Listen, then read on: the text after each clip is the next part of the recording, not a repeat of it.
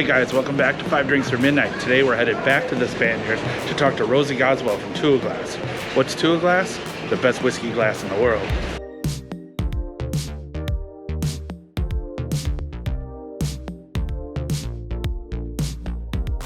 Rosie from Túath, thank you for joining us. Thank you for having me. 5 Drinks or Midnight, whatever comes first. So 5 questions, 5 drinks. We'll see what happens. Okay. All right, so first we're drinking Dingle Gin. Excellent. Keeping it Irish. World's best gin. Excellent. Cheers. Cheers. Sláinte.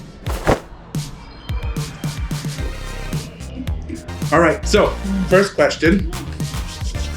How did a girl that works in chemicals get into making the best Irish whiskey drinking glass? Very kind of you to say. Well, yes, you're right. I did work in selling chemical raw materials for pharmaceutical companies for years, and I did that in Ireland.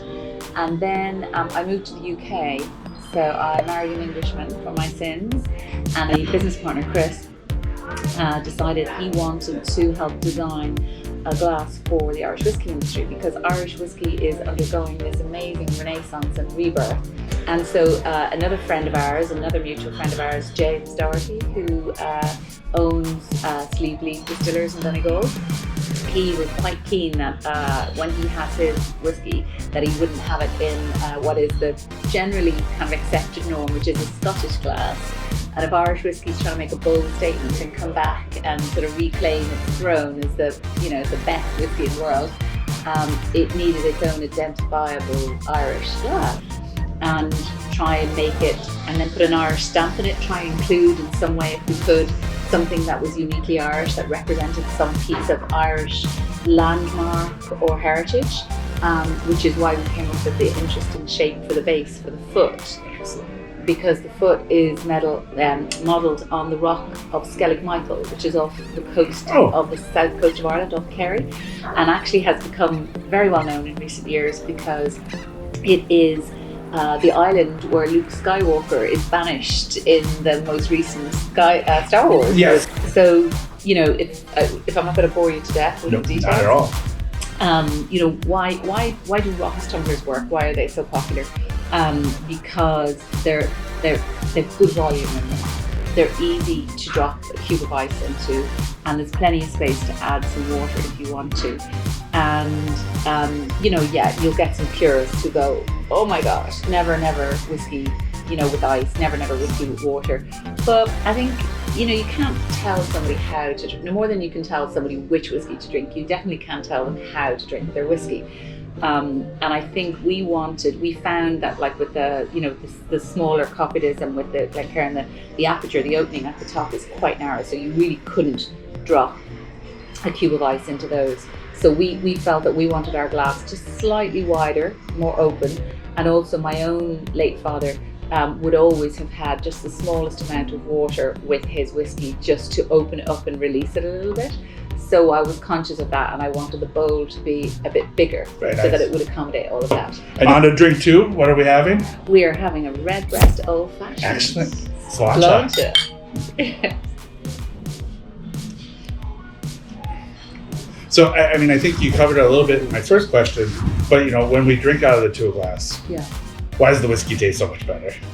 Okay, well, I think it does because there is some... Oh no, it does. It honestly, it does. There is no, I think, it does taste so much better. Well, you can say that. People believe it. I can't say it because it sounds like, sales spiel, but sure. I believe it does. We put a lot of work into the fluid dynamics of glass.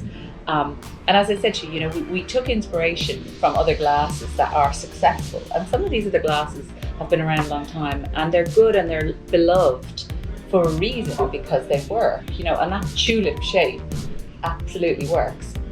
So you've got this whole notion of sort of like, without oversimplifying it, it's kind of like a mini distillation column, in the sense that, in distillation, you're distilling and the lights come up and the heavies fall back down, and it's a repeat process, but obviously under temperature. But you've got temperature, ambient temperature in a room, so it's kind of like a mini version of that is happening. And so as it warms up and heats up, it starts to evaporate at different rates, because within the whiskey, you've got esters, aldehydes, different components. And so as it comes up, the lighter one come off first, the ethanol we referred to, and the heavies hit the sides and come back in, and they stay there. So all those deep aromas, you know, things like guaiacol and all those things that really are the essence of a whiskey, you know, that have bonded, that have, you know, things that have come out of the wood in the barrel, you know, as the liquid has gone in and out of the wood and has extracted different chemicals from the wood.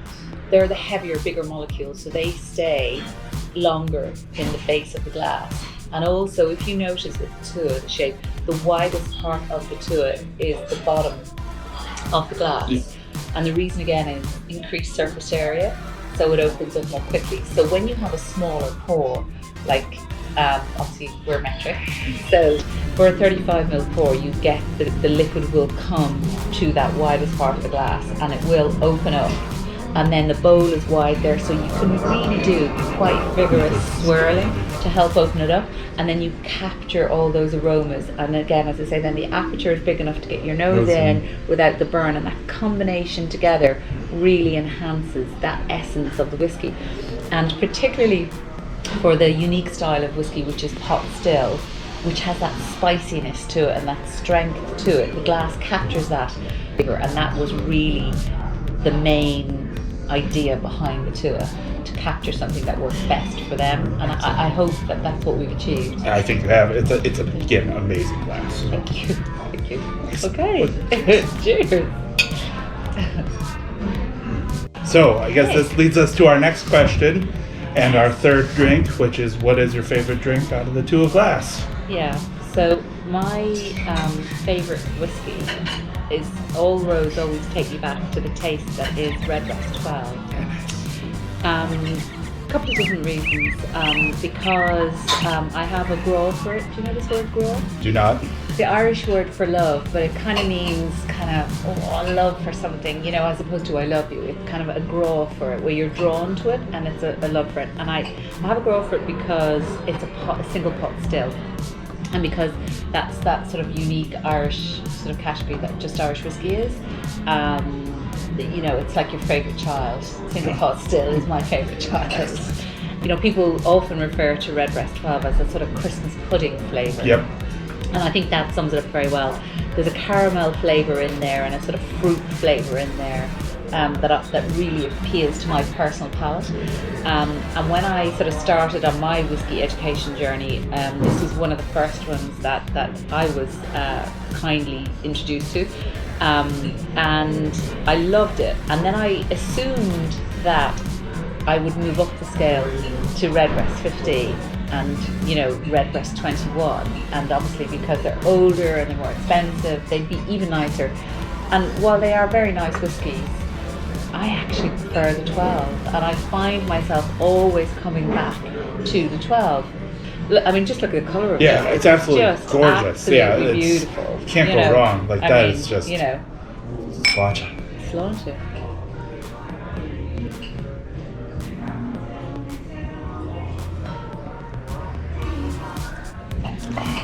Beautiful. So good. So beautiful. You know, and again, you know, it's a really quite a healthy, generous pour in there. And one of our concepts about the glass, I talked about the bigger bowl, is this notion of the generosity of Irish spirit, and we sort of use that in our branding a bit and stuff like that, because it, you know, it's part of the branding, but it is actually a real thing. That's that openness, that warmth, that generosity of Irish spirit. And I think the bigger bowl sort of just reflects it a little bit, you know, and you get these beautiful pours that you can do. I love the swirls. Yeah, and it's the colour and the legs and everything. You know, and as we talked about, I mean, look at the size of this pour, it's absolutely beautiful. But, you know, as I said to you, we can still rest it on its side, and there you have your ready-made decanter. And it, you know, the height is measured, and it doesn't come out, which is really amazing. Now, I don't know many people who probably have the patience to sit and wait and watch that. But I think like that, because like you said, it was 1 minute for every year. Yeah. But who's going to wait 20 minutes? Oh. Seriously. Especially for such a good glass. Absolutely.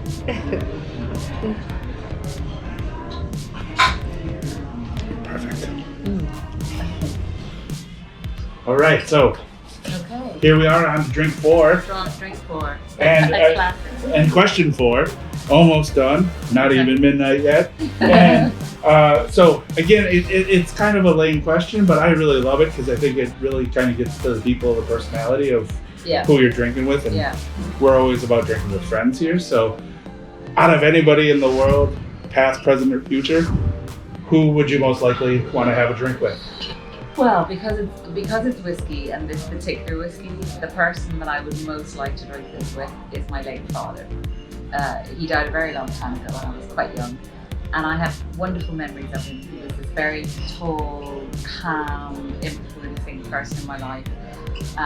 He was a complete, Dubliner, born and bred like 5th or 6th generation Dubliner, and he worked on the railways in Dublin. Very tall man, and as I said, just kind of real gentleman, one of life's gentlemen. But my memory as a kid, as a young girl, is always seeing him have his nip of whiskey on the mantelpiece of an evening. He worked long hours, lots of overtime, because he was really good to my mom and my family and me. And this was his treat at the end of the day. And I never realised when I was younger, we only had 2 whiskies in our house. There was Paty and there was Powers Gold Label. And he used to drink the Powers Gold Label. He used to have a little nip of Powers Gold Label every evening at the end of the day. And he put some water in it, a little drop of water in it, and that was his treat. And then when when the visitors used to come around, they would get the Paty. So don't touch the Powers. Yeah, so I falsely, as a young girl, assumed the Paty was the good stuff because that's what the visitors got when they came, and the Powers was the ordinary stuff. Okay. The Powers Gold Label was the ordinary stuff because that's what he drank pretty much, most evenings. A little bit of Powers, it was his treat. And it's only like decades later that I've gotten involved in the whiskey world and have had really interesting conversations with a wonderful guy called Michael Carr, who used to be the brand ambassadors for Powers, the global brand ambassador for Powers. And he told me the story behind Powers Gold Label and the gold leaf on the bottle and how it was really, quite an expensive whiskey at the time. Yeah. So I desperately want to have a conversation with my father about why he was drinking the Powers Gold Label on a Tuesday night and the visitors were getting the Paty, because that would be a funny conversation Absolutely. to have right now. And also, he was kind of explaining to me that in today's terms, I think he mentioned a figure of like 100 or 120 euros, in terms of what it would have been in relative terms back then and now, the Powers Gold Label. It would have been a lot of money.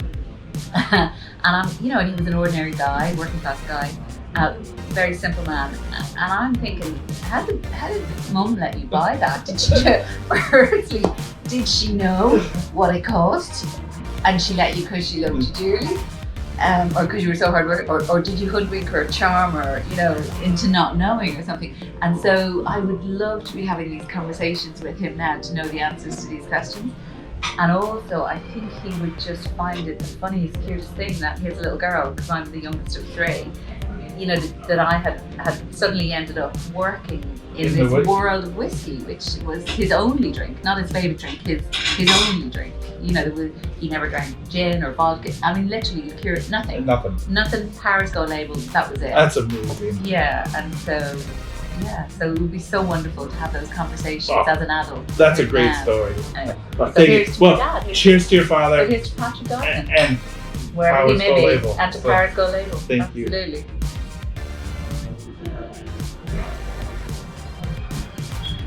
What a lovely whiskey. That's a good one. It is, isn't it? It's so smooth. Really lovely. And again, kind of sweet, that caramelly smell. It's really nice. Here we are. Last drink of the night. Yeah. 5 up, 5 down. Still virtually still standing. Upright. Yeah, absolutely. So here we are. Vaguely coherent. Our last question of the night. Yes. Comes down to the flip of the coin. Oh, okay. So here we go. Please open your coin. I love the weight of these. These are like seriously weighty coins. Okay, so spinning. Totally up to you if you want to flip it, you want to spin it, however you want to do it. That's a serious piece of metal. It's a good weapon. Yeah, I don't want to flip that in case I endanger life. So I'll spin. Before we spin, what are we drinking? Okay, so sweet tooth, can't help it. Adore sweet things. So at the end of the night, if I've had a really lovely evening, I always love to finish the evening with an amaretto. And so there's two reasons. One, it's super sweet. I never have room for dessert because I forget to tactically eat, and I never have room for dessert, and I'm always bummed because I haven't got room for dessert. So I want something sweet, so I have an amaretto. But the second reason, so there's lots of sweet drinks on the market. Oh yeah. But the reason I choose this one is because one of my favourite things in the world is marzipan. I could probably eat my body weight in marzipan if I was allowed. So this is liquid marzipan. And it's boozy, and so I love it. Excellent. Cheers. Cheers. Oh, that's good. All right. So we've seen your glasses pop up around the world as you get ready to flip. Yeah. Let's go ahead and is it all about your taking over the world for world domination? Oh God, I hope so. Let's see. Yeah.